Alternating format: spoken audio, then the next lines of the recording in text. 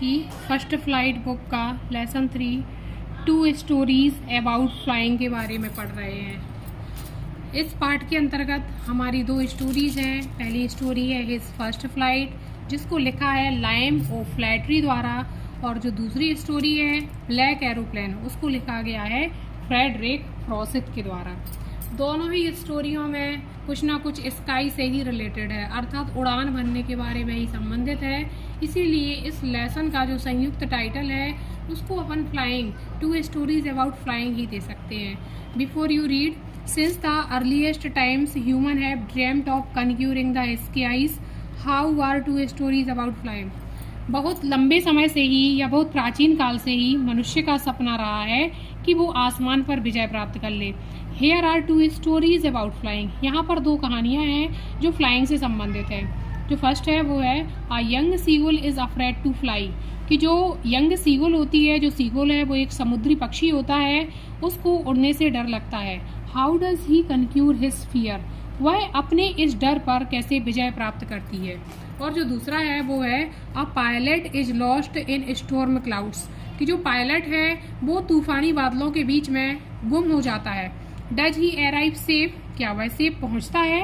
Who helps him, उसकी मदद कौन करता है। अब हम पहली स्टोरी पढ़ते हैं, हिज फर्स्ट फ्लाइट। देखिए, जो हिज फर्स्ट फ्लाइट है, हमें पता है कि जो जितने भी हमारे प्रोज वाले लेसन हैं हमें उनके लेखक के नाम भी याद होने चाहिए। तो जो फर्स्ट फ्लाइट है उसको लिखा गया है लाइम ओ फ्लैटरी द्वारा। देखिए, the young seagull was alone on his lace. इसमें कहानी बताई गई है एक समुद्री पक्षी शीगुल के बारे में। जो सीगुल है वो लैज पर अकेली है। लैज मतलब वो स्थान होता है, अर्थात इस तरीके से जो पिक्चर में दिख रहा है, इस तरीके से एक पेड़ चट्टान का निकला हुआ हिस्सा होता है और उसके नीचे पानी है। His 2 brothers and his sisters had already phloem away the day before. तो वो कह रहे हैं उसके जो 2 भैया बहन हैं वो अभी अभी उड़ना सीखना प्रारंभ कर चुके हैं। He had been afraid to fly with them, और उसे उड़ने में डर का अनुभव हो रहा है। Somehow, when he had taken a little run forward the brink of the ledge and attempt to flap his wings, he became afraid.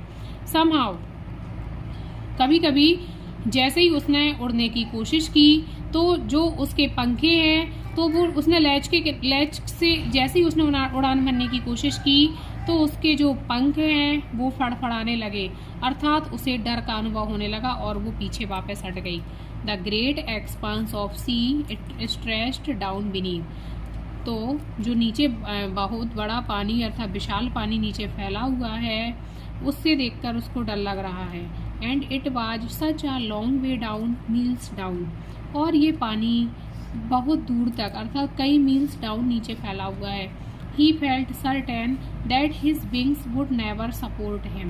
उसे लगता है कि अगर वो उड़ेगा तो उसके जो पंख हैं वो उसको सपोर्ट नहीं करेंगे। So he bent his hand and ran away back to the little hole under the ledge. इसीलिए वो वापस अपनी लैज अर्थात उस स्थान पर जहाँ वो रहती है वो वापस उसी स्थान पर चली जाती है। Where he slept at night, जहाँ पर वह रात को सोएगा। Even when each of his brothers and his little sister, whose wings were far shorter than his own, ran to the brink, flapped their wings and flew away. वो जो हमारे लेखक हैं वो कह रहे हैं उसके जो भैया बहन हैं भले ही उनके पंख शीगुल के पंख की तुलना में छोटे हैं, लेकिन अब वो उड़ान भरने की कोशिश कर रहे हैं और उन लोगों ने उड़ना भी सीख लिया है। He failed to muster up courage to take that plunge which appeared to him so desperate.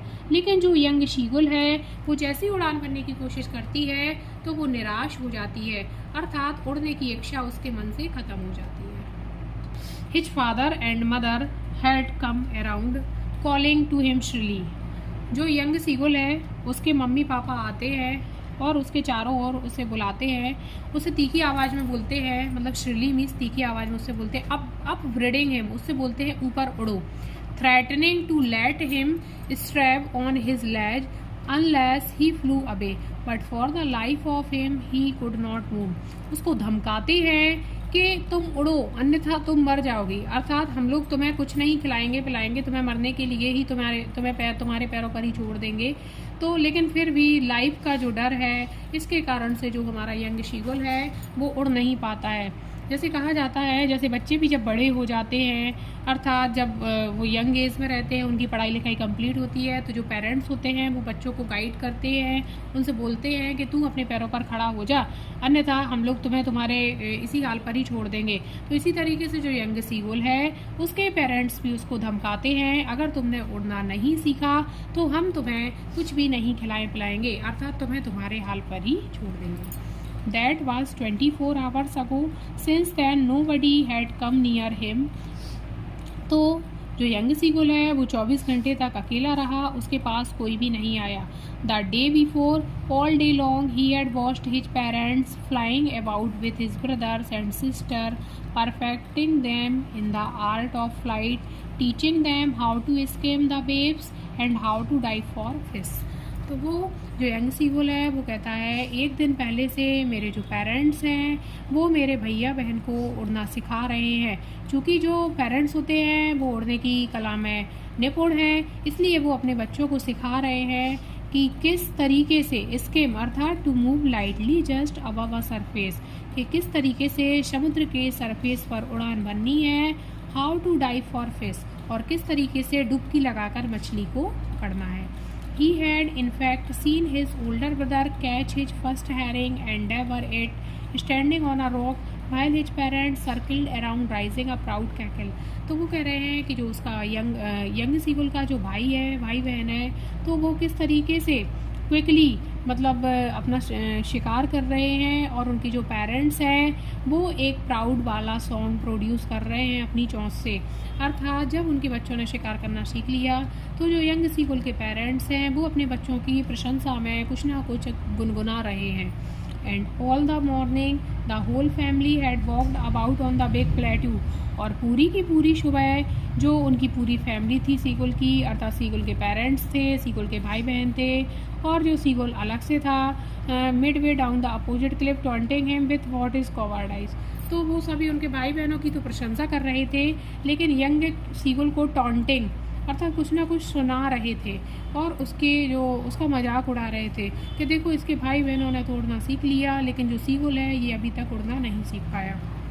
The sun was now ascending the sky, blazing on his legs that faced the south. He felt the heat because he had not eaten since the previous nightfall.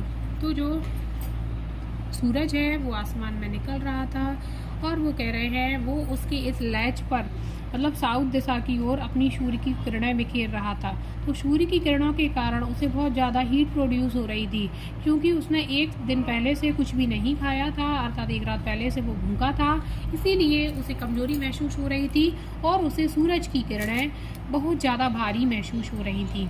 He stopped slowly out of the brink to the ledge, and standing on one leg with the other leg hidden under his wing, he closed one eye. तो जो young seagull है वो अपने lace पर बैठा बैठा ये सब चीज़ें देख रहा था। फिर उसने अचानक से एक नाटक शुरू किया। उसने कहा अगर मैं अपनी एक आँख बंद कर लूँ और मैं एक पैर आगे करूँ, या फिर मैं अपनी दोनों आँखें बंद कर लूँ, तो मेरे पेरेंट्स को ऐसा लगेगा कि उनका जो यंग सीगुल है वो अभी सो रहा है। And pretend to be falling asleep, still they look no notice of them. उसने सोने का नाटक किया, लेकिन फिर भी उसका कोई भी फैमिली मेम्बर उसकी वो नोटिस नहीं कर रहा था। He saw his two brothers and his sister lying on the plateau dozing with their heads.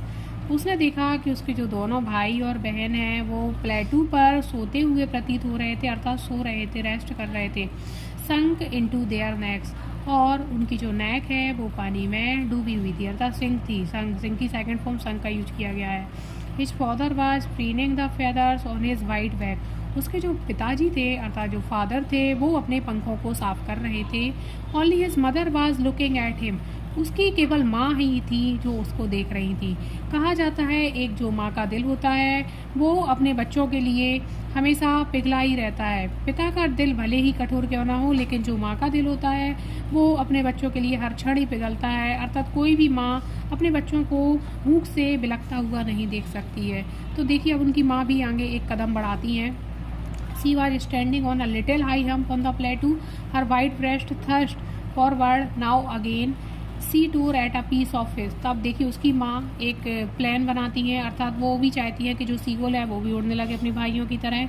तो वो मछली का एक टुकड़ा अपनी चोंच में दबाती हैं, that lay at her feet and then scraped each side of her beak on the rock. और दूसरे तरीके से वो फिर मछली का टुकड़ा अपनी चोंच में दबाती हैं और चट्टान पर घिस कर अपनी चोंच को शार्प करने की कोशिश करती हैं। The site of the food मैडेंड him.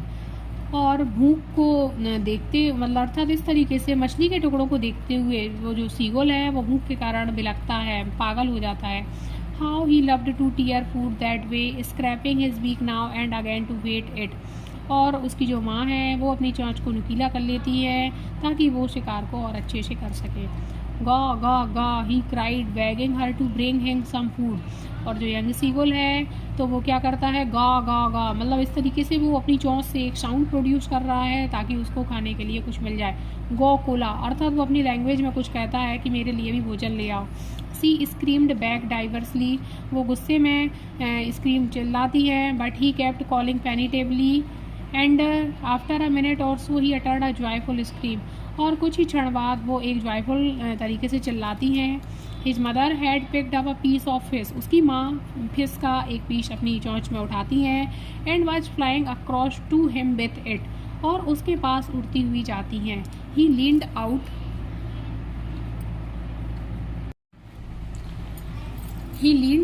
eagerly, tapping the rock with his feet, trying to get nearer to her as she flew across। तो उसकी जो माँ है वो उसके नज़दीक जाती हैं जिस चट्टान पर यंग सीगोल है। ट्राइंग टू गेट नियरर, वो उसके नज़दीक आने की कोशिश करती हैं एज सी फ्लो अक्रॉस, और वो उड़ान भरती हैं। But when she was just opposite to him, लेकिन जैसे ही वो उसके जस्ट नज़दीक होती हैं लेकिन अपोजिट साइड से, सी हॉल्टेड, अर्थात वो रुक जाती हैं। हर विंग्स मोशनलेस, उनके जो पंख हैं वो मोशनलेस हो जाते हैं अर्थात स्थिर हो जाते हैं। The piece of fish in her beak almost within reach of his beak. उनकी माँ की चोंच में जो मछली का जो टुकड़ा है वो यंग सीगोल से कुछ ही दूरी पर है, अर्थात उसकी पहुँच से थोड़ी ही दूर है। He waited a moment in surprise, जो यंग सीगोल है वो उसे बहुत ही आश्चर्य होता है। Wondering why she did not come nearer, और वो उसे सोचता है कि उसकी माँ उसके करीब क्यों नहीं आ रही है। And then maddened by hunger, और वो भूख के कारण पागल हो रहा है। He dived at the fish with a loud scream, he fell outward and downward into space. With a loud scream, वो बहुत तेज चिल्लाता है, वह ऊपर जाता है और नीचे जाता है। Then a monstrous terror seized him and his heart stood still. तब अचानक से एक जो घबराहट होती है वो उसके दिल में आती है और वो स्थिर हो जाता है। ही कुड हियर नथिंग, अब वो कुछ भी नहीं सुनता है। But it only lasted a minute, लेकिन वो केवल एक ही मिनट तक ऐसा होता है। The next moment he felt his wings spread outwards, अगले ही क्षण वो महसूस करता है जो उसके पंख हैं वो ऊपर की ओर जा रहे हैं। The wind rushed against his breast feathers, और जो हवा है वो उनके पंखों से होकर आसानी से निकल रही है, अर्थात पंख हवा को